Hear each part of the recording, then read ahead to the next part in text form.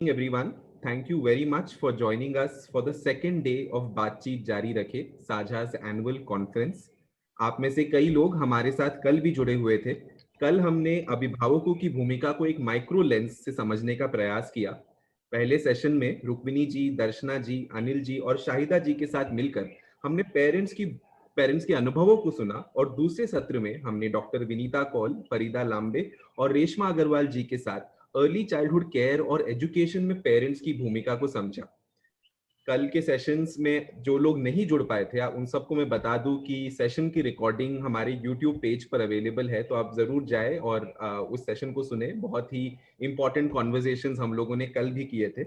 आज हम अपने कैनवस को थोड़ा और बड़ा करेंगे और पेरेंटल इन्वॉल्वमेंट में स्टेट और कम्युनिटी इंस्टीट्यूशंस के रोल को समझने की कोशिश करेंगे. So without much ado, let's start with our first session of the day. All our panelists are here with us. The session is titled Building Bridges, where we'll try and understand how the state can work closely with parents and communities on reforming public education. Let me introduce you to the panel for the evening. Our first speaker for the evening is Ms. Leena Bansod. She is an IAS officer and she is currently the CEO of Zilla Parishad Nasik and has been deeply involved in reforming the quality of government schools in the district. She has a master's degree focused on public administration from the Harvard Kennedy School. Our second speaker is Ms. Ishrat Jahan. Ishrat Jahan is the state head for Foundational Literacy and Numeracy Program, the Education Alliance in Madhya Pradesh. She has previously been the executive director of Quest, the think tank for Maharashtra's Tribal Development Department. Apart from government departments, she has also worked with civil society organizations, which include the Kaivalya Education Foundation and the Eklavya Foundation in Bhopal. Our third speaker is Shri K.S. Upadhyay. K.S. Upadhyay is the Regional Director of Education East for the Government of NCT of Delhi. Prior to this, he has been engaged with the National Institute of Open Schooling, and he was also the principal of a Delhi government school. Our moderator for this evening is Dr. Manisha Priyam. Dr. Manisha Priyam is an associate professor at the Department of Education Policy, National Institute of Education Planning and Administration. Her area of research specializations and interest are higher education policy reforms, primary education policy reforms, decentralization, and urban social policy reforms. She has a doctorate from the London School of Economics and Political Science in International Development. इसके साथ ही मनीषा प्रियम का साथ और समर्थन हमें हमेशा हमारे काम में मिला है. उनके कारण हमें न्यूपा में साझा के काम को प्रस्तुत करने का भी एक अवसर प्राप्त हुआ था. तो हमें बहुत खुशी हो रही है कि मनीषा प्रियम इस कॉन्वर्सेशन को मॉडरेट कर रही है. तो over to you ma'am. Thank you. बहुत बहुत धन्यवाद अक्षय जी. और मैं सबसे पहले साझा के इस मंच का स्वागत करती हूँ. कल भी बहुत ही जीवंत यानी कि लाइवली एक डिस्कशन हुआ. मैं श्री रुक्मिणी बैनर्जी जी की जो बातचीत हुई अपने कई इलाकों में, अपने ग्रामीण इलाकों से और ट्राइबल इलाकों से पेरेंट्स आए और एक सीधा संवाद स्थापित हुआ जो मैंने बैठ के एक मूक दर्शक की भांति सुना. और मैं ये कहूंगी कि बहुत सारे किताबों के पन्नों में भी वैसा ज्ञान सुलभ हासिल नहीं है जैसा कि एक सुलभ चर्चा के जरिए जब हमने अभिभावकों को सुना कि देखिए किस तरह से कल दर्शना जी भी थी और मैं आज हमारे साथ जो इतना अच्छा पैनल जुड़ा है हमारे साथ, श्रीयुत हमारे साथ लीना बंसोड़ जी हैं जो आप नासिक में एक उच्चाधिकारी हैं और अपने प्रशासनिक कार्य को शैक्षणिक कार्यों के साथ खास करके उन जनजातियों के साथ या उन सर्वहारा वर्गों के साथ या समाज के उन वर्गों के साथ आप कार्य कर सकती है जिनके बारे में कि हम पढ़ते और सुनते तो है किंतु जानते नहीं हैं. तो आप जमीन से जुड़ी हुई है. साथ ही हमारे साथ इशरत जहान जी हैं. आपने भी ट्राइबल डेवलपमेंट में काम किया और शिक्षा के जो अलायंसेस हैं उनके साथ आप रहती हैं. जमीन पर आपका काम मुझे आपको पता नहीं याद हो कि नहीं, पर मैं थोड़ा सा जुड़ी थी जब आप जनजातीय विभाग के साथ काम करती थी उस वक्त. और अभी मुझे अक्षय से पता जी जी जी कि आप मध्य प्रदेश में भी हैं. और इसके साथ हमारे साथ बहुत ही अनुभवी श्री के.एस. उपाध्याय जी भी हैं जो ओपन स्कूलिंग की व्यवस्था, ओपन स्कूलिंग वैसे डिपार्टमेंट के तरीके से देखें तो कुछ भी हो, लेकिन कितना सुंदर नाम है, खुला विद्यालय। और मैं तो समझती हूँ खुला विश्वविद्यालय, एक खुला प्रांगण का स्कूल का जो चित्रण है वो देखने को मिलता है। और आप आज दिल्ली सरकार के साथ भी जुड़े हुए हैं और आपके पास निरंतर स्कूल में कार्य करने का भी अनुभव है।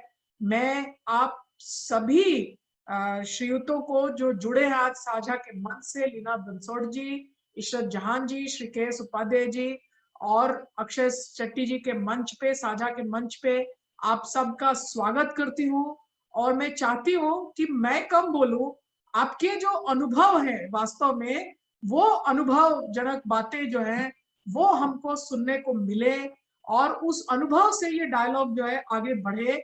आप बोले उसके पहले मैं कल के एक बात में इतनी मुझे कल एक बात छुई कि जो हम लोग अकादमिक लोग जिन पे रिसर्च करना चाहते हैं, वो जिनको हम बार बार गरीब कह के एक बक्सा में डाल देते हैं कि ये गरीब का बक्सा है, ये अमीर का बक्सा है, वास्तव में जीवन बड़ा अनायास होता है।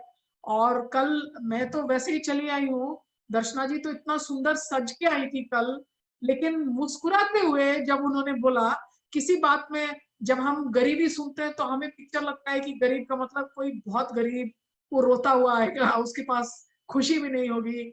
लेकिन दुख जाहिर करने का इतना सुलभ और सुंदर और सुघड़ तरीका दर्शना जी का था।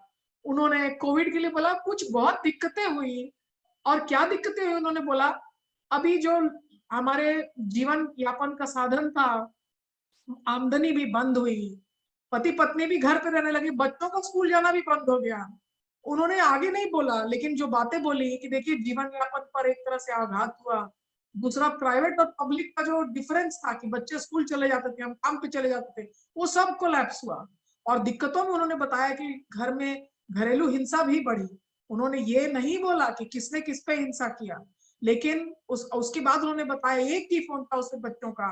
तो जो चित्र था वो ये था कि एक घर कैसे एक वायरस, नैनो पार्टिकल, उसके अटैक से देखिए एक घर कैसे सिकुड़ा सिमटा, कि विस्तृत भारत का राज्य जिसमें लीला बंसोड़ जी हो या इशरत जहां जी हो या उपाध्याय जी हो, आप विस्तृत भारत के राज्य से जो केयर में आप जिन बच्चों को रखते हैं, उनके पास भी सिकुड़ के अपने गरीब माँ के आंचल छोड़ के कुछ नहीं बचा था। और उस गरीब माँ को दुख क्या था कि जीवन यापन का भी नहीं था, हिंसा भी बड़ी घर में, और उनके पास एक ही फोन था जिसमें कि अब दुनिया में हम डिजिटाइजेशन और इसकी थ्योरी, लेकिन वो सभी थ्योरी, सभी पॉलिसी, राज्य की सभी नीतियों को जिसके पास पहुंचना था, देखिए उसके साथ क्या हुआ, कैसा गुजरा। और वो सारा ब्यौरा उन्होंने बहुत मजे से एकदम जुड़ के और बताया। तो साझा के इस मंच का मैं पुनर् धन्यवाद देती हूँ और बोलती हूँ कि साझा के इस मंच के जरिए ही हम वहां पहुंच सकते हैं जहां की बोलते हैं ना कि where no man has ever been before, where no woman has ever been before, where no academic has ever been before। मैं इन्हीं शब्दों के साथ मंच का और सभी हमारे साथ जो आज जुड़े हैं तीनों अनुभव से जनक लोग, आप सबका अभिवादन करती हूँ। मुझे कोई प्रश्न भी दिए गए हैं और आपको भी प्रश्न दिए गए हैं, लेकिन मैं उन प्रश्नों को दरकिनार करके सीधा लीना जी आपके पास सबसे पहले आती हूँ और आपसे पूछती हूँ कि आप तो जिला के उच्च अधिकारी के रूप में, चाहे दुनिया बदली हो, लेकिन आप अपना कार्य संभालती रही इसके पूर्व भी और उसके बाद भी। मैं आपसे सीधा पूछना चाहती हूँ फर्स्ट राउंड में कि कोविड का अनुभव कैसा रहा और कैसे आपने देखा कि स्कूल अब अभिभावकों का जो समन्वय है उसमें क्या परिवर्तन हुआ, आपकी आंखों से क्या देखने को मिला। उन अनुभवजनक, अनुभव परक बातों को हमारे पास रखिए और आप विश्वास रखिए कि आप जो जानती हैं और जो समझती हैं वो हम में से किसी ने देखा या समझा नहीं है। इसलिए कृपया आप अब बोले और मैं सुनने का काम करती हूँ, हम सभी सुनने का काम करते हैं। पुनः आपका स्वागत है। बहुत बहुत शुक्रिया। और मैं साझा की पूरी टीम को शुक्रिया अदा करती हूँ कि मुझे आपने इस चर्चा में सम्मिलित होने का अवसर दिया।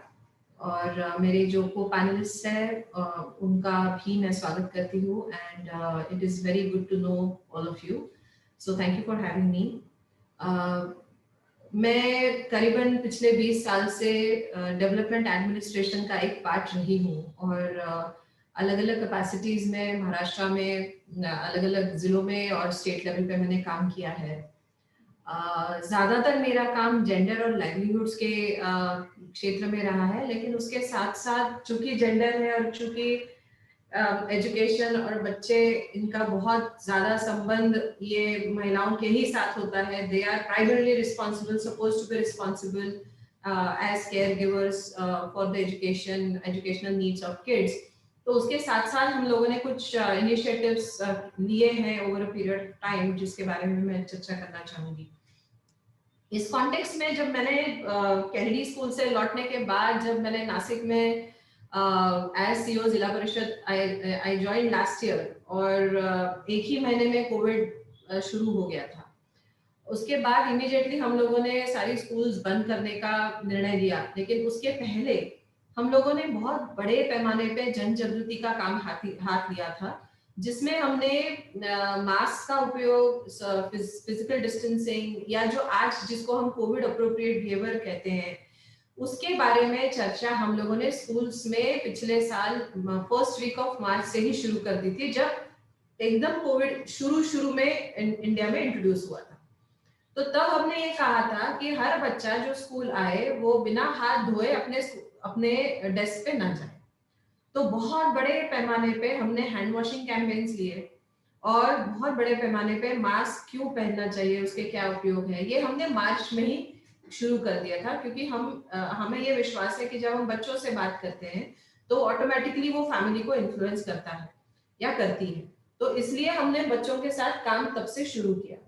अनफॉर्चुनेटली जब स्कूल्स बंद करने की बात आई और आंगनबाड़ी भी बंद करने की बात आई, उसके बाद भी हमने शाला बंद पण शिक्षण शुरू, मतलब स्कूल्स भी यदि क्लोज हो, बंद हो, लेकिन शिक्षा का काम जारी रहे, इस मुहिम की शुरुआत करी। और उसके चलते हम लोगों ने ऑनलाइन और ऑफलाइन एजुकेशन कैसे बच्चों को दिया जाए, इसके बारे में निर्णय किया। उसमें ये था कि जैसे बड़े बच्चे हैं एक गांव में, वो छोटे बच्चों को कैसे पढ़ाए। तो हमने विषय मित्र, हमने गली मित्र, मतलब हर चौराहे पे यदि बच्चे यदि बैठ के 3-4 बच्चों का ग्रुप बैठ के उनको कोई बड़ा बच्चा या बड़ी बच्ची पढ़ाने का काम करेंगे, तो उनके टीचिंग लर्निंग एक्सपीरियंस को मतलब पूरी तरह से बंद नहीं होगा, कुछ ना कुछ चलता रहेगा। ये हमने करीबन पिछले मई जून से ही हमने ये काम शुरू कर दिया था। तो हालांकि स्कूल्स बंद थी, लेकिन किसी ना किसी माध्यम से हम बच्चों तक पहुंच रहे थे। दूसरा ये किया हमने कि एक टेलीग्राम मैसेंजर पे हम लोगों ने तंत्र सेतु नाम का एक ऐप डेवलप किया, जिसके चलते हम लोगों ने कम से कम 12,000 टीचर्स और 8,000 पेरेंट्स को हमने जोड़ रखा एक ग्रुप में, और जहां पे हम हर दिन का उनका जो करिकुलम बच्चों तक पहुंचाना है वो एक लिंक के माध्यम से हम पहुंचा पा रहे थे। लेकिन तब हमें ये लगा कि अरे, जब नासिक जैसा जिला जो काफी प्रोग्रेसिव माना जाता है, वहां पे भी कम से कम 60% बच्चों के पास या उनके पेरेंट्स के पास एंड्रॉइड फोन्स नहीं थे। तो इसलिए हमने जुलाई में डोनेट अ डिवाइस, इसका ये हमने मुहिम चलाई, जिसके चलते हमने नासिक के लोगों को, उनको हमने ये कहा कि रिक्वेस्ट करी कि आपके पुराने फोन्स है, लैपटॉप्स है या आईपैड्स है, वो आप डोनेट कीजिए, या फिर आप रेडियोज डोनेट कर सकते हैं, तो वो रेडियोज डोनेट करेंगे। हम लोगों ने आकाशवाणी के साथ टाई अप किया और आकाशवाणी के साथ हम हर दिन आधे घंटे का प्रोग्राम बच्चों के लिए हम लोग प्रसारित करना शुरू कर दिया था। तो उसके चलते लोगों ने to the best of my knowledge कम से कम 10,000 बच्चों तक हम टेक्नोलॉजी पहुंचा पाए in the form of various devices. फिर वो ट्रांजिस्टर्स हो, रेडियोज हो, फोन्स एंड्रॉइड हो या आईपैड हो या टैबलेट्स हो। कहीं कहीं से तो हमें नए फोन्स भी लोगों ने दिए कि नहीं, हम पुराने फोन्स नहीं डोनेट करना चाहेंगे, नए फोन्स भी। So people came forward. तो ये हम कर रहे थे। साथ साथ मेरा फोकस हमेशा ये रहता है कि लाइफ स्किल्स पे काम हो। तो बच्चा घर में भी है, और मैं ये चाहती हूँ कि जब बच्चा घर में है, आपने डोमेस्टिक वायलेंस की बात कही, आपने इंक्रीजिंग बर्डन ऑन विमेन। हालांकि आपने ये कहा नहीं कि किसने किस पे वायलेंस किया, लेकिन वी ऑल नो क्या हो रहा था। तो माँ का जो मतलब हर बर्डन, डोमेस्टिक वर्क भी है, बच्चों को भी संभालना है, हस्बैंड भी घर पे है, तो सारी एक्सपेक्टेशंस बढ़ी हुई है। तो हमने ये कहा कि बच्चों ने माँ का, चाहे लड़का हो लड़की हो, माँ का हाथ बटाना चाहिए। और वो हाथ बटाते बटाते कैसे लाइफ स्किल एजुकेशन वो कर सकते हैं, इसके लिए भी हम लोगों ने काम शुरू किया। तो छोटी छोटी असाइनमेंट्स हम देते थे कि उस छोटे छोटे असाइनमेंट्स के चलते बच्चों को बच्चे सीख भी पाए और घर में हाथ भी बटाए। तो इस तरीके से, और मैं ये चाहती हूँ कि ये तो मेन स्ट्रीम में आना चाहिए, क्योंकि लाइफ स्किल एजुकेशन, बच्चा पढ़ रहा है इसका मतलब बच्चा घर के माहौल से बाहर आइसोलेट करके नहीं पढ़ा जा सकता है। तो लीना जी, मैं, हाँ, आप, तो बस मतलब ये सारे इनिशिएटिव्स थे। तो हमने ये कहा कि चाहे कोविड हो या ना हो, बच्चों का टीचिंग लर्निंग एक्सपीरियंस हम एनहांस करते रहे और उसको आगे बढ़ाते रहे। तो इस दौरान हम भी बहुत सीखे, तो हमने भी ये सीखा है और हमने भी नए नए वेज ऑफ रीचिंग आउट हम इजाज कर पाए, जो शायद हम पहले ना कर पाते। तो Covid has taught us a lot. Thank you. Leena ji बहुत धन्यवाद। नागपुर के प्रशासन ने तो मेरे हिसाब से जो आपने कहा कि मैं समझ गई, मैं आप लोगों के वजह से अब मैं मराठी सीख रही हूँ और मुझे लगता है मैं नासिक जल्द आऊंगी ये सब देखने के लिए कि कैसे शाला बंद और पढ़ाई शुरू। तो कल जो दर्शना जी ने बताया कि विपत्ति में भी रास्ता ढूंढना, तो ये ऑप्टिमिज्म भी जो है, ये भी मानव जाति का ही जो है एक लक्षण है कि भाई सब कुछ भी बंद कर दोगे तो क्या चल सकता है, ज्ञान का संवाद तो चल ही सकता है ना। और दरवाजा भी बंद कर दोगे तब भी ज्ञान का संवाद चलाएंगे, और वो संवाद आप चलाती रही। और साथ में मुझे ये भी देखने को मिलता है कि एक नई चीज जो दिखती है, डोनेट और डिवाइस, जो बात आपने कही वो बात आपके यहाँ हुई स्थानीय रूप में। हमको कई अमीर जगहों में भी ये देखना पड़ा। दिल्ली के लेडी श्री राम कॉलेज में एक बहुत दुर्घटना हुई जहाँ एक बच्ची ने, तेलंगाना की बच्ची थी, उसने डिवाइस नहीं होने के चलते उसने अपने जीवन का ही आघात कर लिया। और हमने भी ऐसी एक मुहिम चलाई, जब वो व्हाट्सएप में मैसेज आने लगा था कि अरे क्या कौन डिवाइस मांग रहा है, और लगता था अरे आज के डेट में तो ये एक, सबने समझा दिया था कि सबके पास तो मोबाइल फोन है, लेकिन ये दिख गया कि नहीं था। तो हमारे पास नहीं होने के भी कई लक्षण दिखे और बहुत बखूबी आपने पेश किया। ईश्वर जी थोड़ा इंतजार कीजिए, इसलिए कि मैं चाहती हूँ कि एक अन्य भूखंड से, दिल्ली से, जहाँ की बहुत कुछ हुआ दिल्ली में, जो मैं कहूंगी कि दिल्ली में केंद्र है, राजधानी है, 3-3 स्तर पे सरकारें हैं, केंद्रीय सरकार के पास भी स्कूलें हैं, राज्य सरकार के पास भी स्कूलें हैं, और नगर निगम के पास भी स्कूलें हैं। लेकिन इसके बावजूद भी माइग्रेंट लेबर बहुत संख्या में, बड़ी संख्या में है। और हमने देखा कि विपत्ति के कुछ क्षण बाद ही कुछ क्या ऐसा क्षणिक दबाव हुआ कि बिल्कुल सड़क पे भी सब आ गए। तो पूरी ऐसी स्थिति जिसमें कि सबको लगने लगा कि कुछ प्रतिकूल होने वाला है, कुछ दुर्घटना होने वाली है। इस माहौल में उपाध्याय जी आपने स्कूली इसको कैसे मुहिम को चलाया, खास करके इसलिए भी बहुत महत्वपूर्ण है क्योंकि स्कूलों में फिर आपको बनाना पड़ा शेल्टर होम्स। तो ये सब विपत्ति में भी आपने कैसे अपना काम को आगे बढ़ाया, ये थोड़ा हम सबसे आप बातचीत के माध्यम से आप प्रस्तुत कीजिए प्लीज। और मुझसे कोई गलती हो रही हो वो भी चैट बॉक्स में डाल दीजिएगा, मैं तुरंत सुधारूंगी जी। थैंक यू मनीषा जी और सभी पैनलिस्ट को नमस्कार। इनफैक्ट दिल्ली ने तो बहुत कुछ देखा और I was there as deputy director in east which is the border district of Delhi. तो हमारे जितने भी स्कूल थे उस दौरान वो सारे के सारे हंगर रिलीफ थे, ड्राई राशन सेंटर्स थे, माइग्रेशन के लिए सारे कैंप्स थे, प्लस आइसोलेशन थे और टेस्टिंग सेंटर्स थे। तो सारा स्टाफ इसमें लगा हुआ था इंक्लूडिंग प्रिंसिपल। और मुझे बहुत दुख के साथ कहना पड़ रहा है कि मेरे ही डिस्ट्रिक्ट में जब मैं डिप्टी डायरेक्टर था 4 लोगों की शहादत भी हुई, प्रिंसिपल्स और टीचर्स की। लेकिन हम लोग पीछे नहीं हटे और प्रतिदिन सैकड़ों हजारों, मतलब मैं अपने ही डिस्ट्रिक्ट में करीब 1.5-2 लाख लोगों को रोज भोजन वहां कराया। और करीब 21 सेंटर मेरे माइग्रेशन कैंप्स थे। तो इन सब चीजों के साथ बहुत दुखद उस वक्त था क्योंकि सभी लोग सड़कों पे थे, इतने विश्वास उनको सबको दिया जा रहा था, फिर भी बहुत सारे लेबर्स यहाँ से, माइग्रेंट जो वर्कर्स थे वो यहाँ से पलायन किए सारी व्यवस्थाओं के बाद।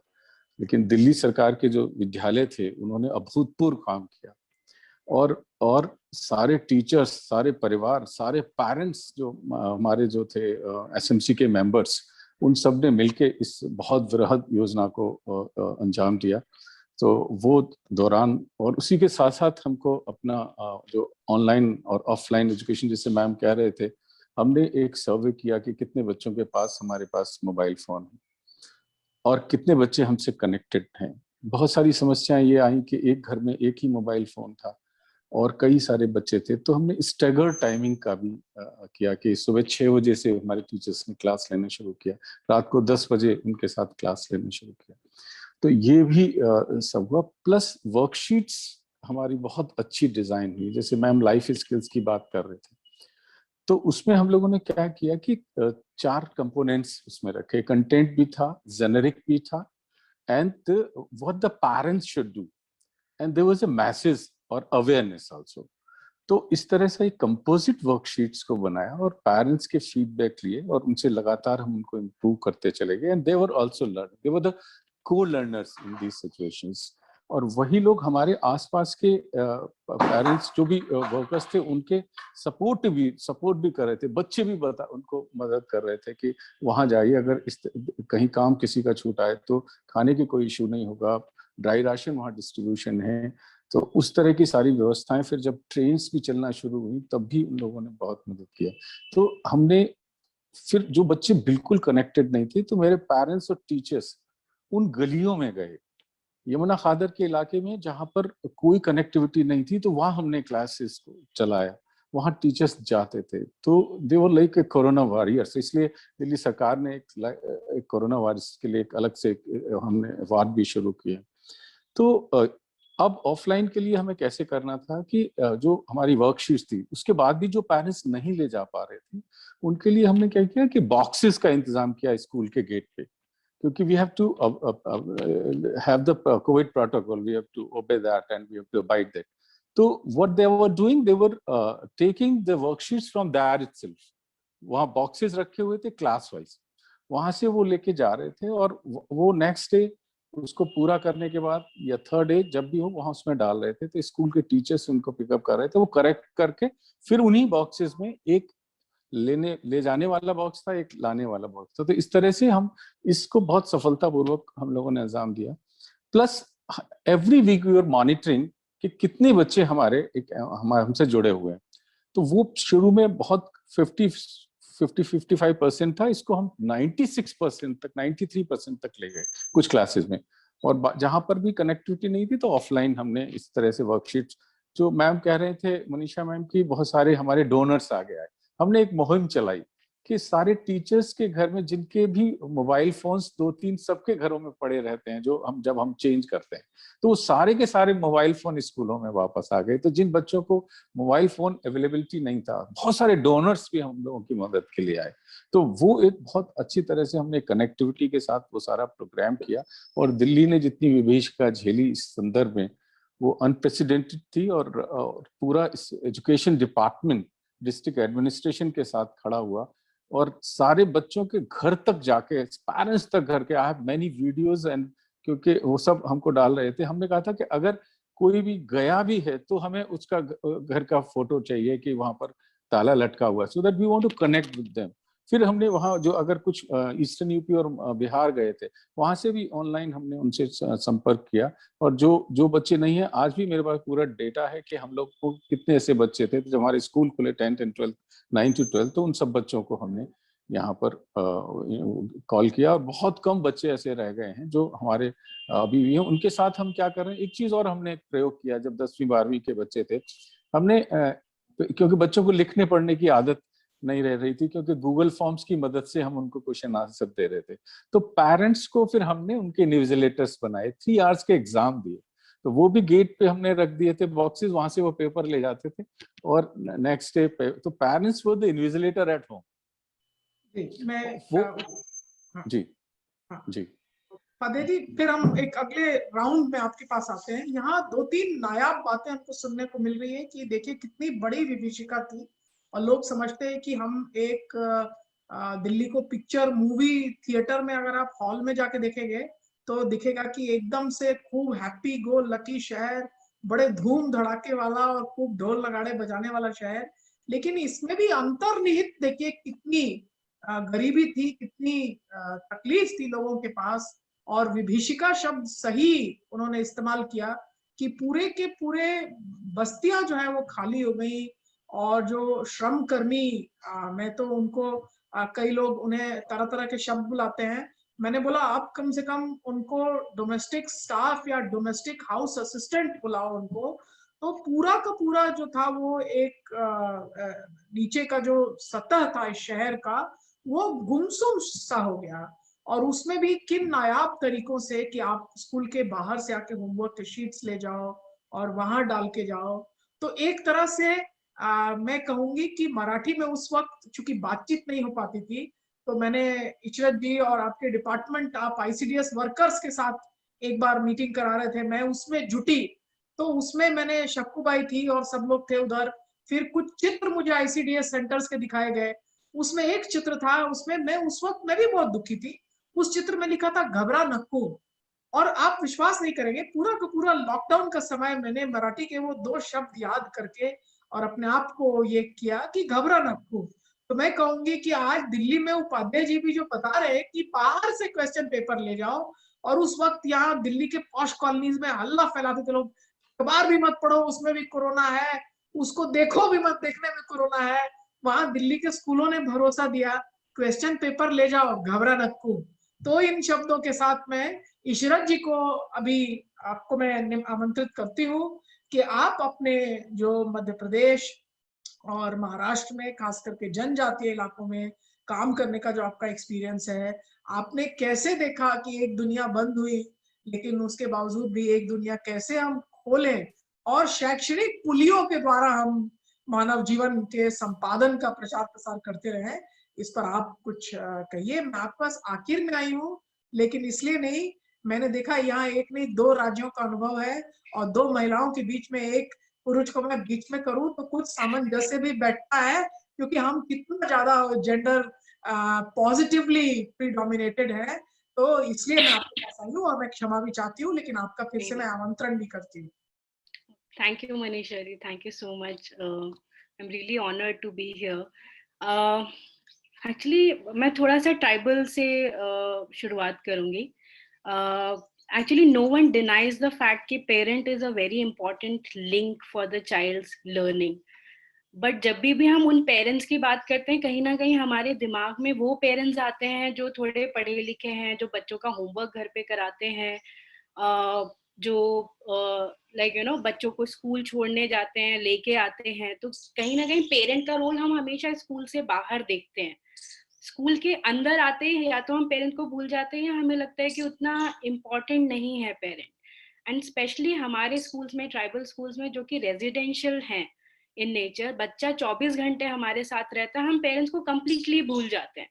पेरेंट तो बच्चे को जो है गर्मी की छुट्टियों के बाद छोड़ने आता है, बीच बीच में त्योहार कोई होता है तो लेने आता है, और एग्जाम्स होने के बाद फिर लेने के लिए आता है. तो उतना ही रोल हम पेरेंट का देखते हैं. और कहीं ना कहीं जब भी हम गवर्नमेंट स्कूल के बच्चों की बात करते हैं, या जिन पेरेंट्स के बच्चे स्कूल में जाते हैं, हमारा जो पेरेंटल एंगेजमेंट पीस है, या जो हम वो पूरा लिंक सोचते हैं कि पेरेंट एक बच्चे की पढ़ाई में हेल्प कर सकता है, वो गवर्नमेंट स्कूल के पेरेंट्स या ट्राइबल स्कूल के पेरेंट्स के साथ हम नहीं सोचते. हमें लगता है वो फर्स्ट जनरेशन लर्नर है बच्चा, पेरेंट जो है पढ़े लिखे नहीं है, तो वो किस तरह की हेल्प कर पाएंगे. कहीं ना कहीं हम उनको छोड़ देते हैं. और overall in general also in child's life हम बहुत ज्यादा पेरेंट एज एन एजेंसी को थोड़ा प्रॉब्लम की तरह ही देखते हैं कि पेरेंट्स जो है बच्चों को काम करने के लिए ले जाते हैं, या खेतों में काम करने के लिए ले जाते हैं, या एमएफपी कलेक्शन के लिए लेके जाते हैं. हम लोग हमेशा पेरेंट एज एन एजेंसी को थोड़ा प्रॉब्लम की तरह देखते हैं.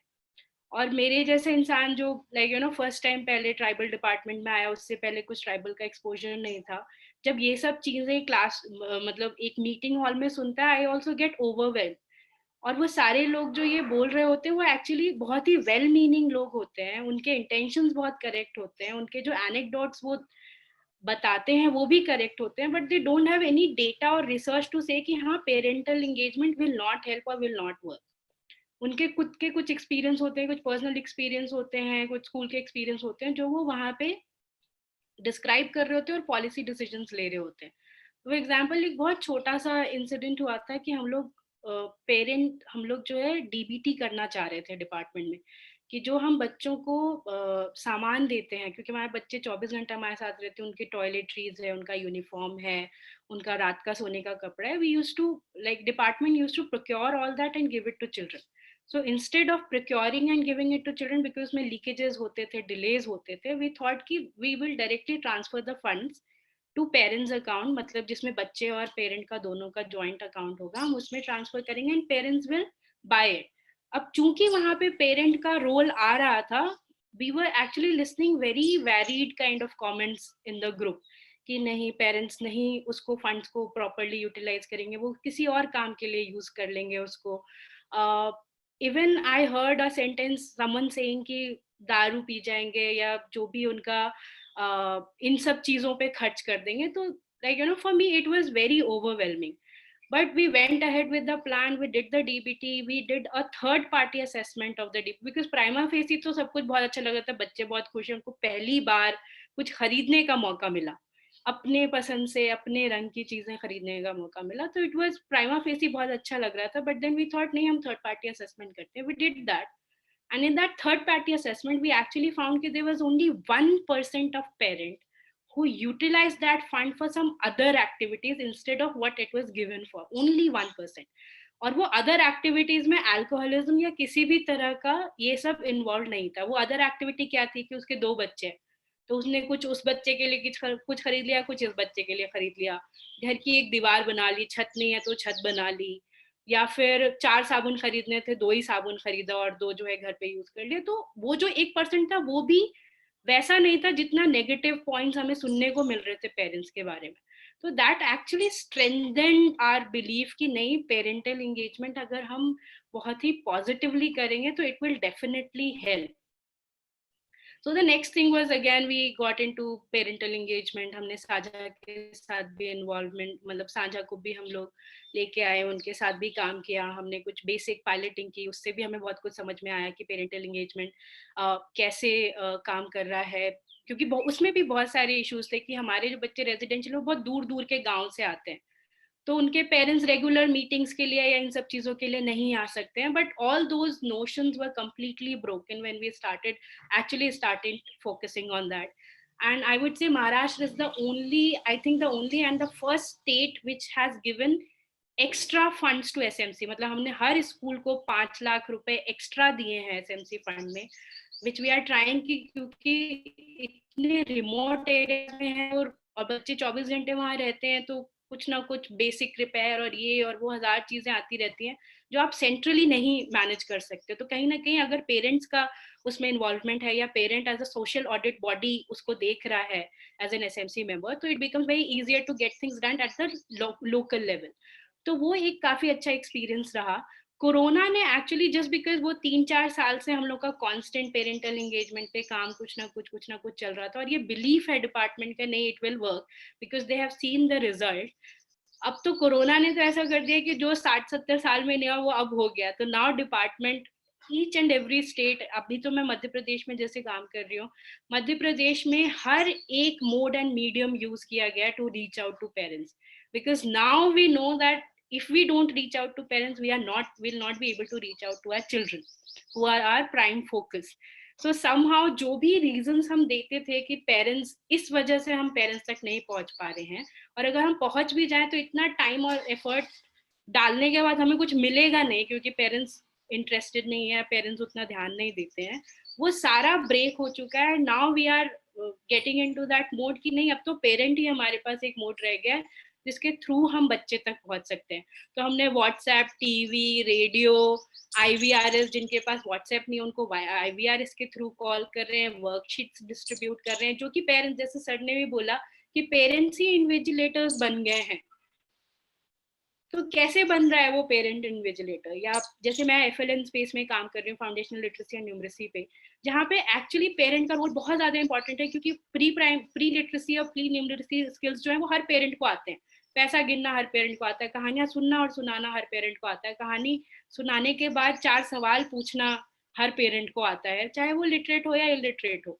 तो even foundational literacy and numeracy skills को बिल्ड करने में पेरेंट्स का कितना इम्पोर्टेंट रोल हो सकता है, वो हम लोग करने की कोशिश कर रहे हैं। ऊपर से एक्चुअली कोविड ने तो अब ये बोल दिया है कि भैया आपको करना ही पड़ेगा, देयर इज नो अदर वे।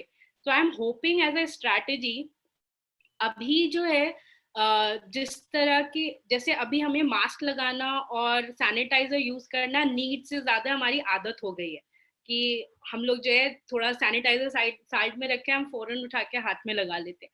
तो इन द सेम वे जो पेरेंटल एंगेजमेंट है, should not stop post Covid. के पोस्ट कोविड हो गया, अब बच्चे स्कूल में आ गए तो दोबारा से वो एंगेजमेंट कहीं ना कहीं लॉस्ट हो जाए।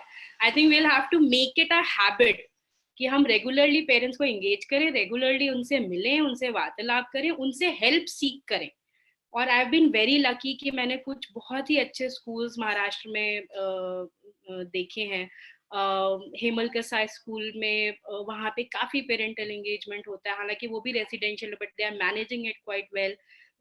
आज ही मैं अपने एक दोस्त से बात कर रही थी जिसने नेलगुंडा नाम का एक स्कूल है भामरागढ़ में, वहाँ पे काम किया, एंड ही वाज टेलिंग कि कोई इंस्टीट्यूशनल वो नहीं था कि एसएमसी कोई क्रिएटेड है, एसएमसी नहीं था वहाँ पे, but still parental engagement was a norm कि मतलब अगर किसी को बैम्बू से रस्सी बनाना आता है तो वो आके सारे बच्चों को सिखाएगा। और वो सिर्फ पहली से 5वीं तक में भामरागढ़ के इतने रिमोट एरिया में भी 125 बच्चे उस स्कूल में हैं पहली से 5वीं में, which is a very good number for such a remote area. So, and it has all been possible because parents are regularly contacted and they don't feel that school is a separate entity. मतलब पूरे गांव में एक वो building है concrete की जो अलग है, वो वैसा नहीं लगता, ना वो देखने में वैसा लगता है और ना ही वहां पे उनको वैसा फील कराया जाता है। तो आई फील दैट कोविड है एक्चुअली वो जो थोड़ा बहुत वॉल्स थे वो ब्लर कर दिया है कोविड ने।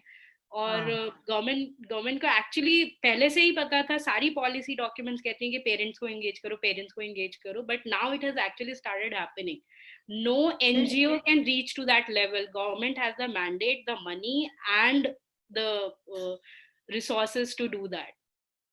इशरत जी, मैं इतना अच्छा लगा है जब आप बोल रही हैं, और भामरागढ़ के स्कूल के बारे में सोच के, वो गांव के बारे में सोच के, जो ये लॉकडाउन में कंक्रीट के जंगल में मैं बंद हो गई हूँ, तो बिल्कुल एक तरह से लगता है ट्रांसपोर्ट हो गई हूँ मैं आपकी दुनिया में।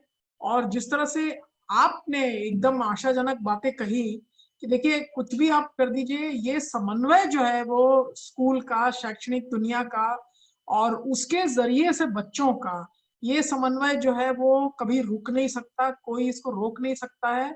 और जो बात आपने अभी कही, और इससे पहले भी लीना जी ने और उपाध्याय जी ने बताई हमको, कि पेरेंटल एंगेजमेंट जो है, जिसको कि अभी तक हम कहते थे, लेकिन अब कोविड के बाद तो एकदम धड़ाधड़ ये हो गया कि पेरेंटल एंगेजमेंट हमको करना पड़ेगा।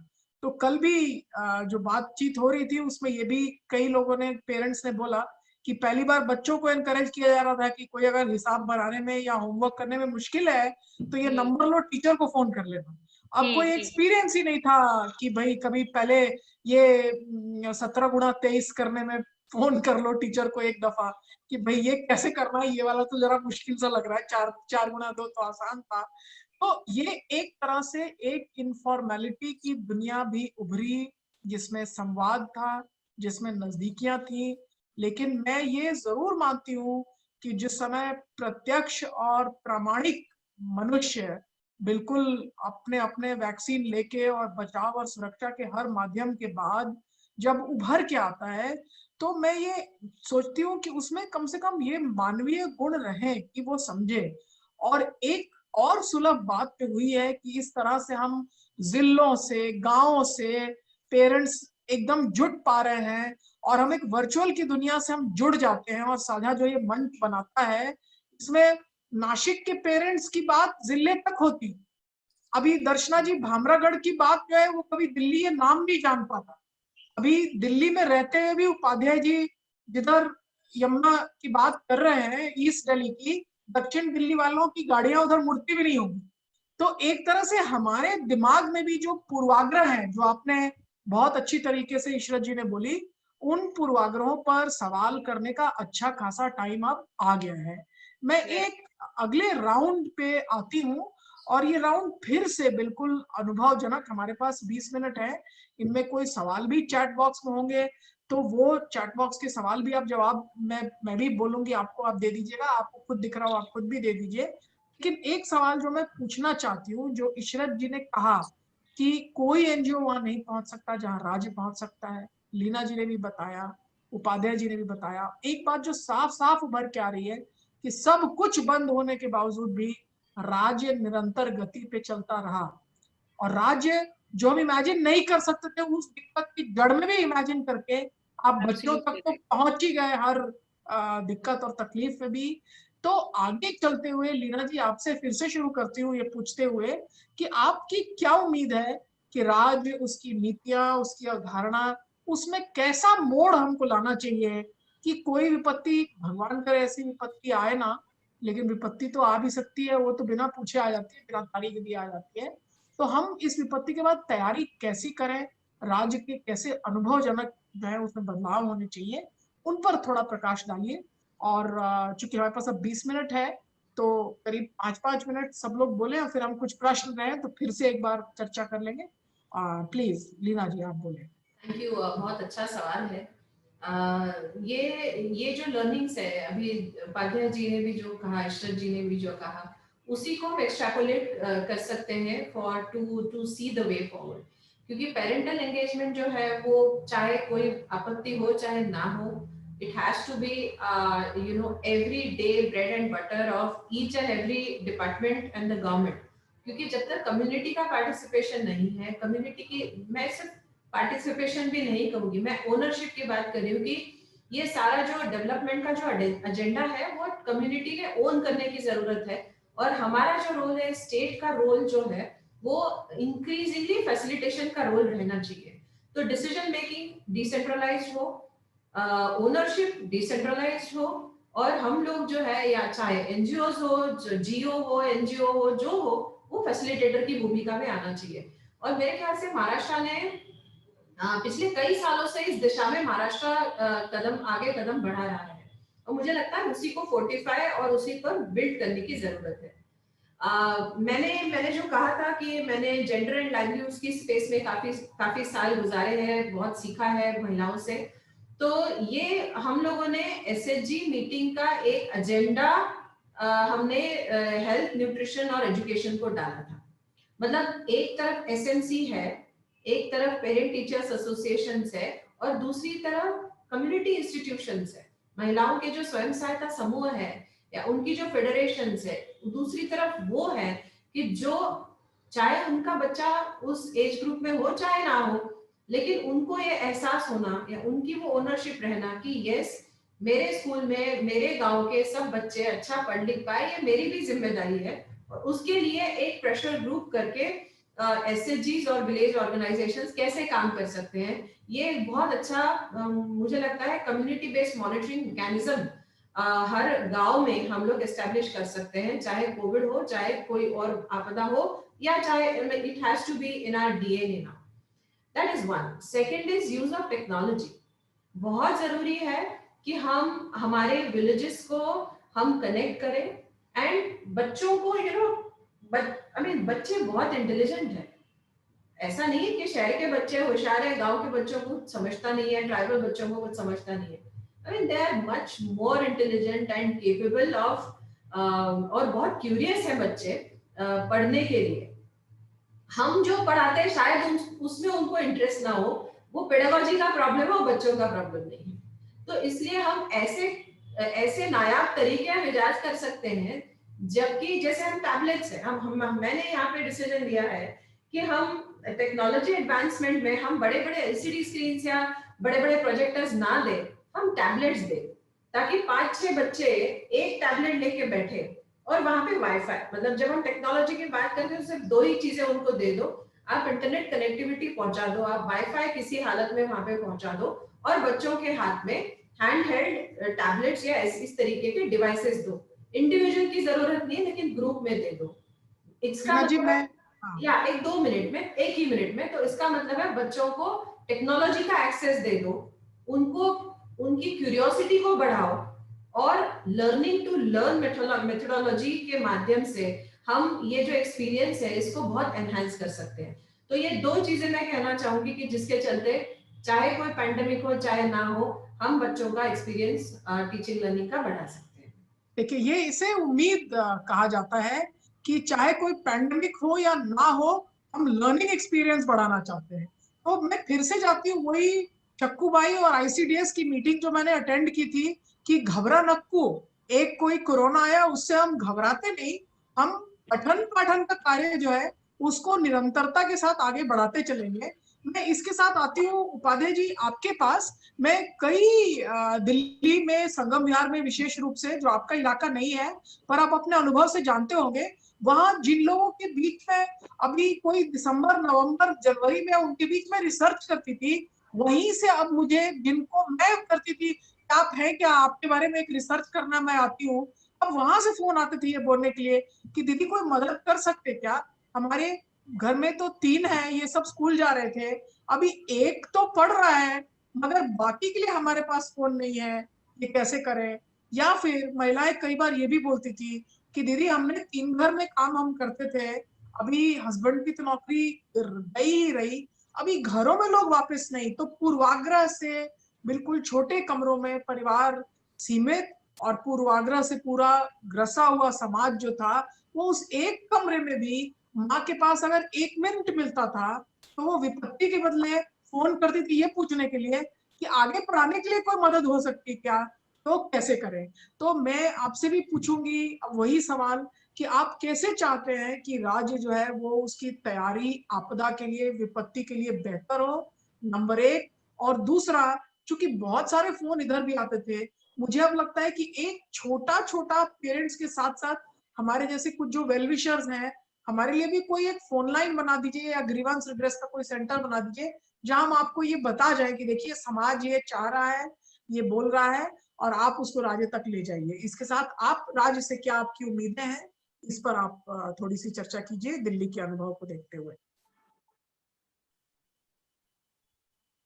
Thank you ma'am. मैं इशरत मैम, अमलीना मैम की बात को आगे बढ़ाऊंगा कि 2016 में जो आप 5 लाख की बात कर रहे थे, दिल्ली ने एसएमसी को इतना एम्पावर किया है यहाँ पे, और साझा ने उनकी कैपेसिटी बिल्डअप की। हमने केवल यही नहीं किया है कि मतलब आवश्यकता क्यों है, क्या करना है और कैसे करना है और उसकी तैयारी कैसे करनी है, तो साझा ने वाइस चेयरमैन और सबको उस तरह से उनको एम्पावर किया है, कैपेसिटी बिल्डिंग की है। और बहुत खूबसूरत तरीके से गवर्नमेंट का, दिल्ली गवर्नमेंट का इनिशिएटिव था कि कैसे पेरेंट्स हमारे साथ भागीदारी करें और school in community and community in school की अवधारणा जो है वो आगे बढ़े। तो हमारे बहुत सारे इनिशिएटिव्स हैं दिल्ली गवर्नमेंट के, और हम आगे बढ़ रहे हैं। जैसे मैम ने कहा टैब्स की बात, टैब्स भी बहुत सारे स्कूलों में आरपीवी और एसओईज में दी जा रही हैं।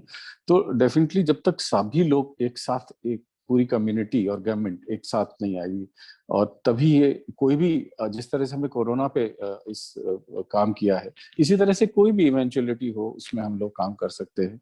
और Delhi government is pioneer for having the 35% budget allocation for the education. और अभी हम असेसमेंट में भी, क्योंकि ऑलराउंड डेवलपमेंट की बात हम करते हैं, 360 डिग्री असेसमेंट की एनईपी भी बात कर रहे हैं, तो हम लोग असेसमेंट भी अब इस तरह से डिजाइन कर रहे हैं कि वहाँ there be the rubrics for the parents also. So ultimately हम सबका एक वो है कि बच्चा कैसा निकलना चाहिए।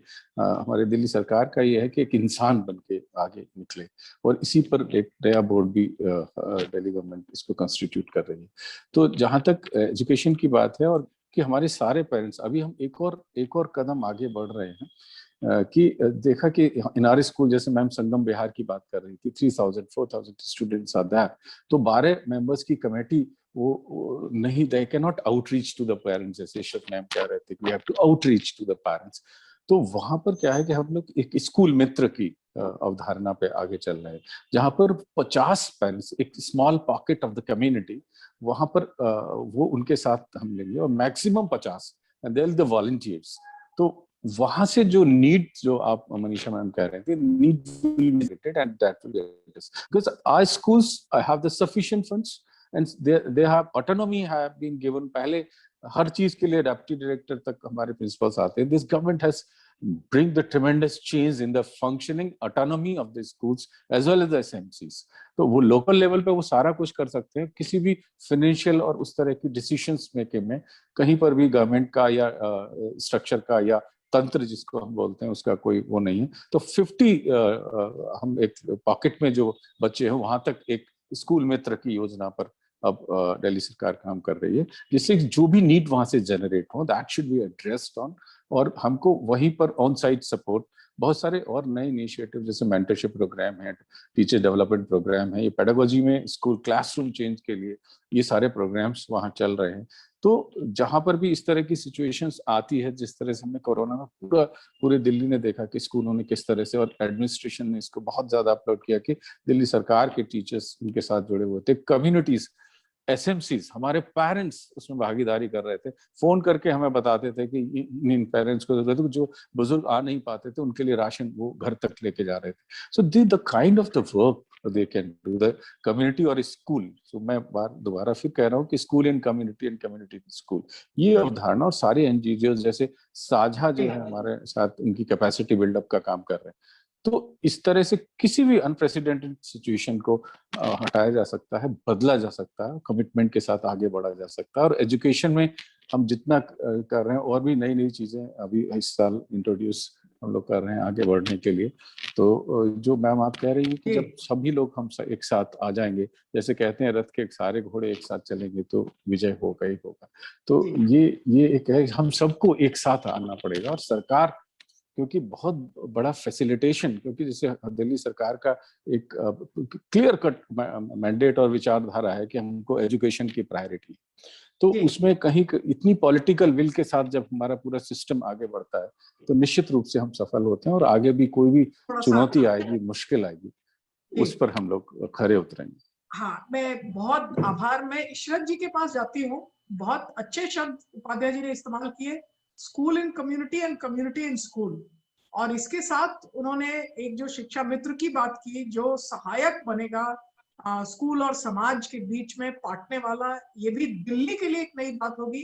भले ही कई राज्यों में ये हो चुका है, लीना जी एक जिला में आप हैं और आप जानती हैं कि आपके पास बहुत कुछ इस तरह के टेंटिकल्स हैं, लेकिन दिल्ली में बहुत ही मुश्किल अवस्था है।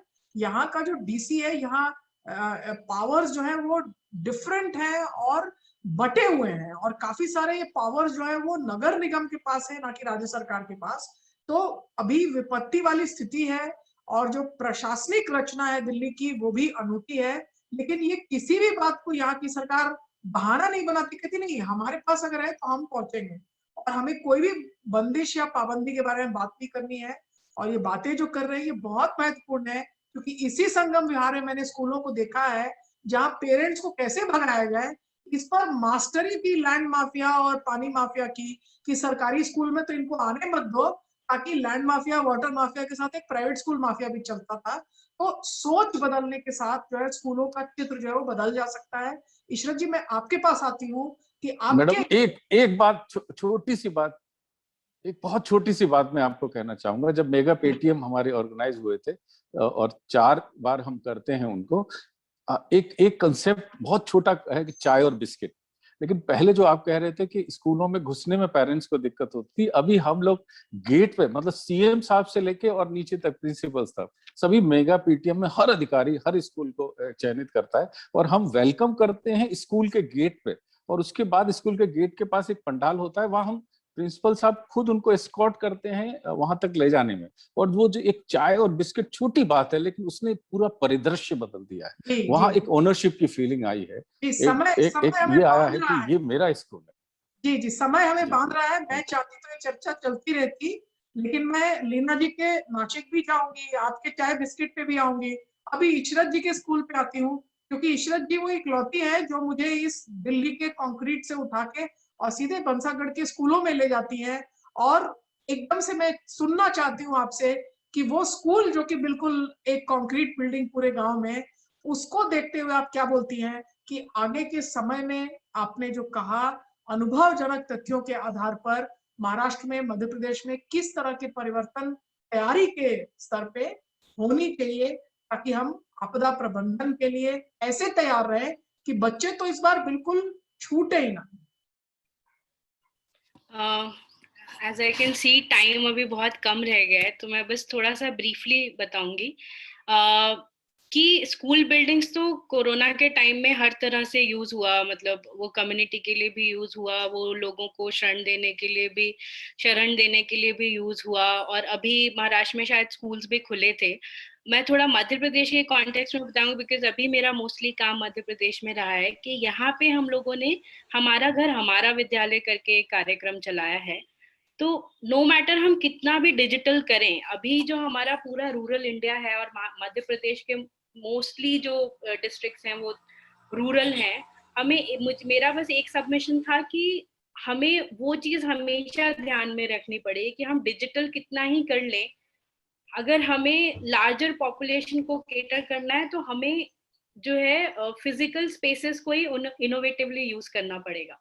तो हमारा घर हमारा विद्यालय में हम लोग पेरेंट्स को कैसे यूज कर रहे हैं, गांव के थोड़े पढ़े लिखे जो बच्चे उनको कैसे यूज कर रहे हैं, स्कूल बिल्डिंग को ही जो कंक्रीट, बिकॉज वही एक बिल्डिंग है गांव में जो थोड़ी अच्छी सुसज्जित तरीके से बनी हुई है, उस स्कूल को ही कम्युनिटी का भाग बनाते हुए कैसे हम उस स्पेस को यूज कर रहे हैं। जो लाइब्रेरी पहले क्लासरूम में एक कमरे में हुआ करती थी, अलग से बंद रहती थी, वो लाइब्रेरी अब कैसे कम्युनिटी में मूव कर गई है कि छोटे छोटे रीडिंग स्पेसेस बन गए हैं कम्युनिटी के अंदर। तो अभी भी मुझे लगता है कि चूंकि फिजिकली स्कूल का नोटिफिकेशन नहीं निकला है कि भाई आप स्कूल खोल सकते हो, स्कूल का दरवाजा नहीं खुल रहा है, बट स्कूल ऑलमोस्ट बाहर आ गया है और कम्युनिटी अंदर घुस गई है। तो जैसे कि तो दो spaces are anyways being used. Paper पे स्कूल नहीं खुला है, बट आप गांव में जाओगे तो आपको दिखेगा कि बच्चे वहीं उसी प्रांगण में बैठ के पढ़ रहे हैं, वहीं पे उनकी रीडिंग स्पेसेस क्रिएट हो गए हैं। And I am sure Maharashtra में भी इस तरह का सेटअप अभी होगा।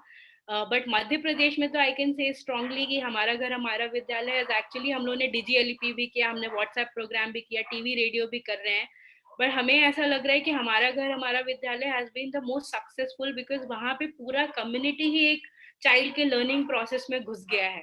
तो वो गांव का सरपंच भी बैठ जा रहा है बच्चों के साथ, माँ भी बैठ जा रही है, वो भी सीख ले रही है, वो भी कहानियां सुन रही है।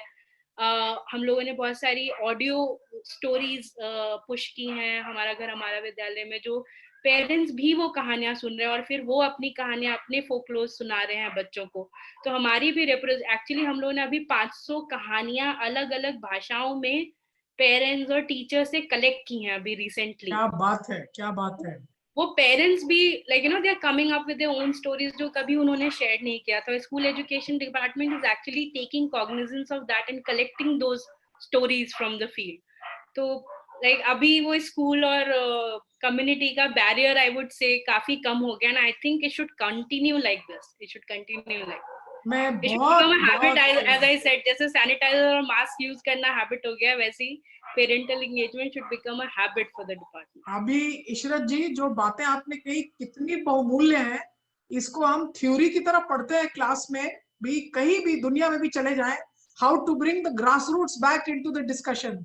और यहाँ आपने बोल ही दिया कि वो स्कूल, जबकि एक नैनो पार्टिकल जिसका साइज भी हम आंख से नहीं देखते, वो पूरी दुनिया को डरा रहा था, वहां आशावादी बातें कहाँ से हो रही हैं, वो ग्रास रूट से उठा करके आपने आशावादी बातों की चर्चा की और एक तरह से कम्युनिटी को स्कूल में आबाद कर दिया। और स्कूल भी कहाँ बचा रहा, स्कूल कम्युनिटी के बीच में बचा रहा। तो इससे ज्यादा अब कौन सी थ्योरीज, हमारे पास बहुत कुछ है पर आज सब थ्योरीज धरी की धरी रह गई। जमीन आबाद हुआ, स्कूल आबाद हुए, समाज आबाद हुआ, हमारे बच्चे जो है, राज्य जो है, राज्य की सबसे पूर्वोत्तर चिंता अपने बच्चों में रही। और हम कहीं भी पाइड पाइपर और हैमलिन बन के हमने बच्चों को कोरोना में भगाया नहीं, हृदय के पास रखा। मेरी एक गुजारिश है कि कोरोना के इस काल के बाद मुझे दिख रहा है काफी लोग जुड़े हैं, मनीषा वर्मा जी भी है, एक चित्रावली जो है इसके बाद, जिसमें शक्कूबाई की कहानी, घबरा नक्कू के पोस्टर्स, मैंने लाल बहादुर शास्त्री अकेडमी में भी एक क्लास हो रहा था, उसमें मैंने कहा कि मुझे जो सबसे अच्छा कोई पिक्चर देखने से भी अच्छा कुछ अगर पूरे कोरोना काल में लगा तो वो एक चित्र जो मनीषा जी ने एक मीटिंग में दिखाया था, जिसमें लिखा था घबरा नक्कू। और ये बातें जो, हाँ, तो इस तरह की एक चित्रावली, कहानियों की ग्रंथावली, महाराष्ट्र की कहानियां यदि संगम विहार के बच्चे पढ़े तो फिर उनको ये पूरा जो हम एक जलालत की पृथ्वी जो हमने बना रखी है कि ये ऊंच का इलाका, ये नीच का इलाका, ये ऑथराइज्ड कॉलोनी, अनऑथराइज्ड कॉलोनी, उनको एक संचार के माध्यम से एक कर सकते हैं। मैं यहाँ अपनी सर्विसेज देने के लिए तैयार हूँ। मैं लिखती हूँ क्योंकि एक ग्रंथावली बनेगी जो समाज की होगी, बच्चों की होगी, चक्कूबाई की होगी, उन चित्रों की होगी जिसमें लिखा गया था घबरन हक्कू, क्योंकि अब तो स्कूल समाज में आता है, अब समाज स्कूल में आता है। और संगम विहार के बच्चों की बात से मैं कहानी अंत करती हूँ। मैंने बेबी रानी से जब पूछा था क्या पढ़ना चाहती हैं, तो उसने मुझे बोला था कि मुझे अंग्रेजी अभी भी अच्छा नहीं लगता, मैं तो प्रेमचंद के फटे जूते पढ़ना चाहती हूँ। तो मैं चाहती हूँ कि जितना मध्य प्रदेश में, उतना दिल्ली में, उतना नासिक में, उतना हर जिले में हम अच्छे अच्छे लाइब्रेरीज बनाएं और उसकी कहानियां, अब वो घिसी पिटी कहानियां नहीं हो कि बड़े लोगों की लिखी कहानियां, पर समाज की कहानियों से समाज को जोड़ने का काम। और साझा के मंच को मैं फिर से पुनः आभार व्यक्त करती हूँ।